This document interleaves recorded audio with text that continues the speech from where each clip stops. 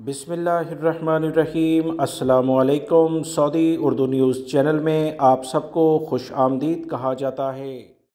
Saudi वज़ारत दाखिला की जानिब से कोरोना से मुतल्लिका जो एहतियाती तदाबीर थीं उसके ख़ात्मे के बाद सोशल मीडिया पर ये बात बहुत ज़्यादा गर्दिश कर रही है कि सऊदी अरब में हज और उम्रे के लिए अब कोरोना से मुतल्लिका जो वैक्सीन का कोर्स था, यानी 2 वैक्सीन लाजमी करार दी गई थी, उसकी शर्त को ख़त्म कर दिया गया है।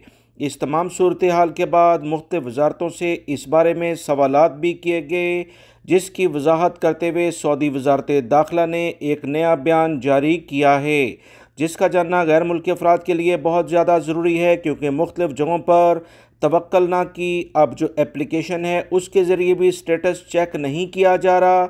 इस तमाम सूरत हाल के बाद मुख्तलिफ़ इशूज़ क्रिएट हुए। सऊदी वजारत दाखिला ने वजाहत कर दी है कि सऊदी अरब में रहने वाले तमाम अफराद या सऊदी अरब से आने वाले बैरून मुल्क से जो हज के लिए या उम्रे के लिए गैर मुल्की अफराद आएंगे, कोरोना से मुतल्लिका जो वैक्सीन की शर्त है वो 100% हज और उम्रे के लिए लाजमी है। हर सूरत में वही अफराद हज और उम्रे की सआदत के लिए सऊदी अरब के मुक़द्दस शहर मक्कातुल मुकरमा और मदीना मुनव्वरा में जाएंगे, जो कि सऊदी अरब में या सऊदी अरब से बाहर रजिस्टर्ड सऊदी अरब में जो वैक्सीन है उसकी 2 खुराकें हर सूरत में लिए हुए होंगे।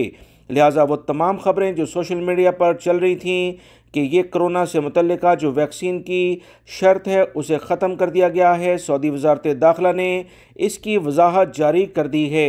लिहाजा हर सूरत में वैक्सीन का कोर्स मुकम्मल करें, बूस्टर डोज भी लाजमी लगवा लें तो ज़्यादा बेहतर है। सऊदी अरब की ताज़ा तरीन खबरें जानने के लिए मेरे चैनल को देखते रहें। दूसरे चैनल का लिंक भी डिस्क्रिप्शन में मौजूद है। वीडियो लाइक करके शेयर भी कीजिएगा। अस्सलामु अलैकुम।